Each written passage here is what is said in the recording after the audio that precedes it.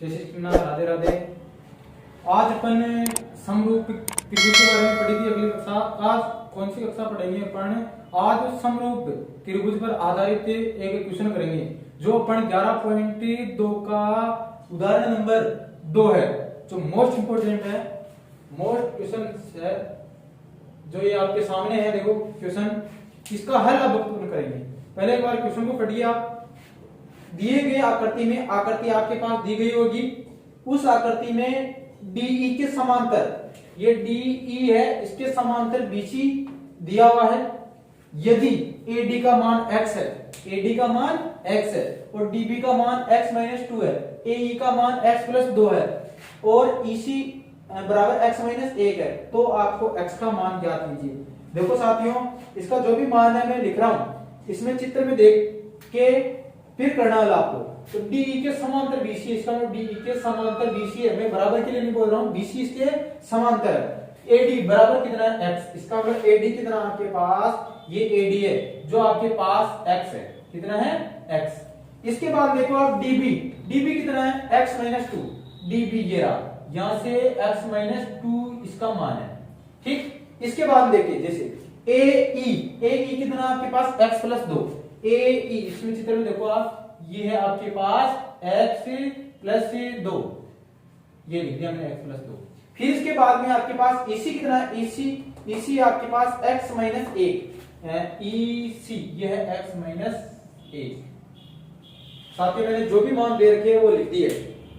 अब फिर इसके बाद में ये बोल रहा है कि तो इसका हल, x का मान ज्ञात कीजिए। किसका मान ज्ञात कीजिए? x का। तो देखो सबसे पहले अपन क्वेश्चन हो, अपन हल करते समय सबसे पहले तो ये लिखेंगे कि इस प्रश्न में, इस उदाहरण में क्या दिया हुआ है, क्या दिया हुआ है, क्या लिखेंगे अपन? दिया हुआ, और ऐसे लाइन कर देंगे, अंडरलाइन इसके नीचे दिया हुआ। अब दिया हुआ में क्या लिखा हुआ आपके पास, जो जो आपके पास प्रश्न में दे रखा है वो लिखेंगे। फिर इसके बाद में आपको x का मान ज्ञात करना, वो निकालेंगे। अब देखो आप, दिया हुआ क्या क्या मेरे पास, ये दे रखी है AD, तो देखो मैं यहां लिख रहा हूं AD बराबर क्या दे रखा है? x, जो कि मैंने इस चित्र ABC में दर्शा दिया है। AD में क्या दे रखा है? x। और इस प्रकार इसके बाद में DB में क्या दे रखा है? DB का मान कितना दे रखा है आपके पास? x - 2। और E का मान कितना दे रखा है आपके पास? AE x + 2। और EC कितना दे रखा है आपके पास? EC आपके पास दे रखा है x - 1। ये आपके पास दिया हुआ है, इसका मतलब गिवन ये आपके पास क्वेश्चन में है। और आपको ज्ञात क्या करना है? ज्ञात करना, इसका मतलब फाइंड, ज्ञात करना है। क्या ज्ञात करना आपको? x का मान ज्ञात करना है। क्या करना आपको? x का मान ज्ञात करना। ये प्रश्न अच्छे का चिन्ह लगा दिया, इसका मतलब ये ज्ञात करना। और ये जो सब मान दे रखे हैं, ये किसमें दे रखे हैं? ये सब त्रिभुज ABC में, त्रिभुज ABC में, ये सब किसमें है? त्रिभुज ABC में मान दे रखे हैं। अब इसके बाद में इसको हल कैसे करेंगे? ये तो आपके पास जो दिया हुआ था उसमें मैंने सब लिख दिए।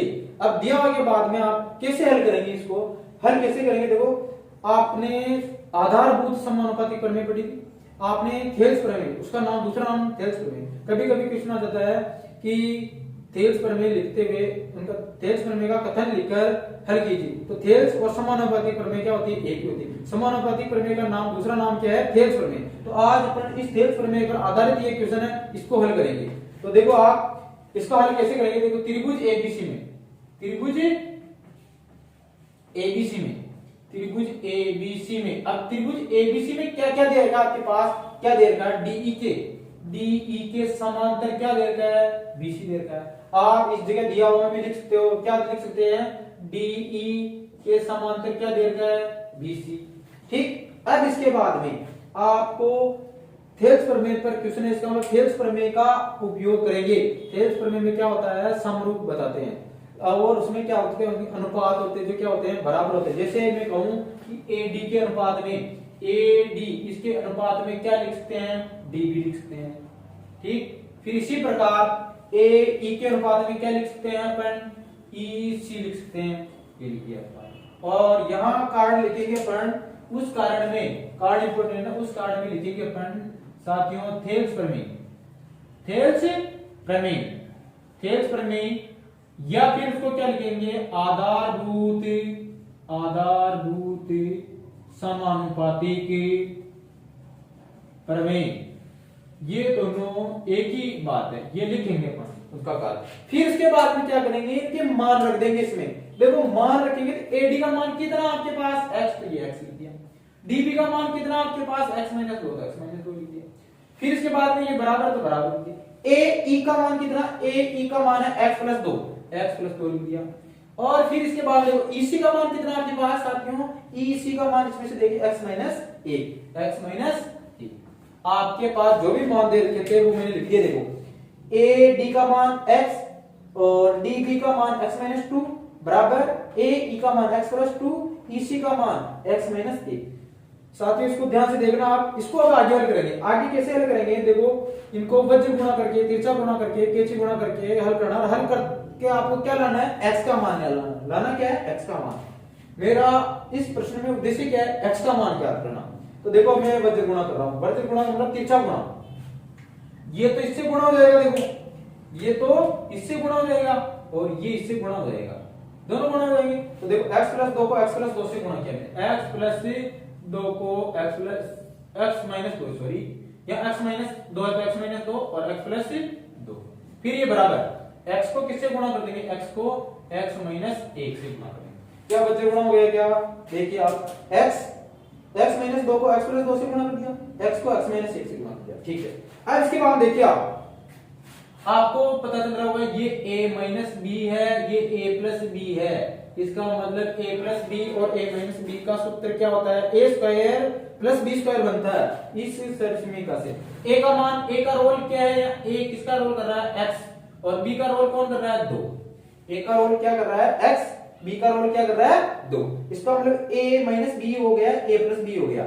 इसका मतलब ये है कि a माइनस b, आपने सर्व समीकरण पढ़ी होगी 8वीं कक्षा में, a माइनस b और a प्लस b बराबर क्या होता है, a square minus b square. इसी प्रकार मैं लिखूंगा, देखो मैं लिखूंगा, एक बार यहां लिख देता हूं उनका जो सूत्र है, मैं सूत्र यहां लिख देता हूं इसका कारण a माइनस b और a प्लस b, ये क्या होता है आपके पास a square minus b square.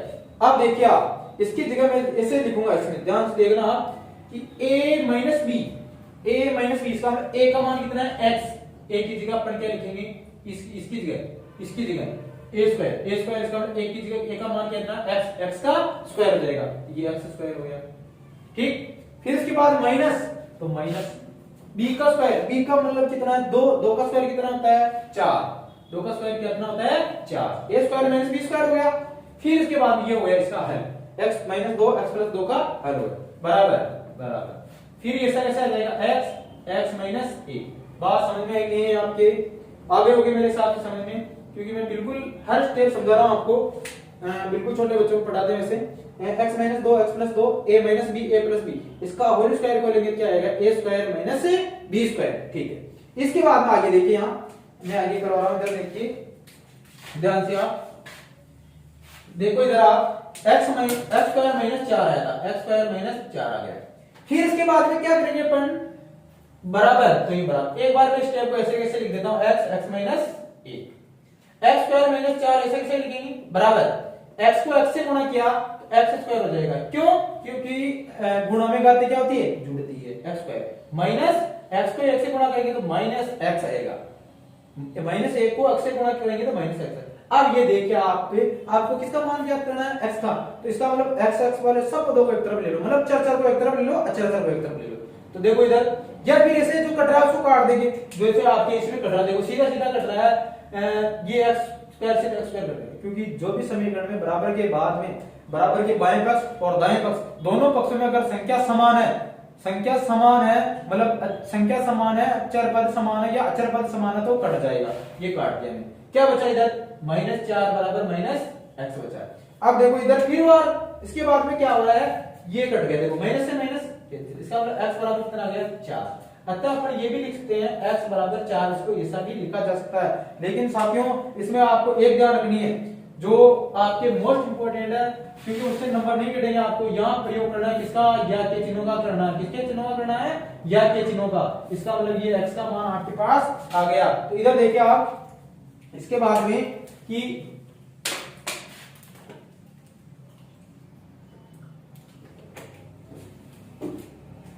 आपको x का मान ज्ञात करना, तो x का मान कितना आ गया, 4 आ गया। x का मान 4 आ गया के बाद इसकी सुन लेना। सबसे पहले क्या किया मैंने, आधारभूत समानुपाती प्रमेय से लिख दिया मान, और फिर उसको में जो मान था वो मान रख दिया। मान रखने के बाद में जो समीकरण बनी, उस जो बराबर दोनों बाएं और दाएं पक्ष में मान प्राप्त हुए उनको अपन ने वज्र गुणा कर दिया, तिरछा गुणा कर दिया या कैची गुणा कर दिया। उसको हल करने के बाद में आपको क्या मान आ गया, x का मान 4। तो अपन लिखेंगे नीचे, अतः x का मान 4 होगा। आपको ऐसा कैसे लिखना है साथियों, नहीं तो नंबर नहीं मिलेंगे आपको। अब इसके बाद में से जैसे क्वेश्चन है उदाहरण नंबर 1 भी इसका ऐसा ही है, इससे मिलता जुलता ही है, वो भी आधारभूत समानुपाती प्रमेय से, तो वो भी आपको हल करना है। धन्यवाद साथियों।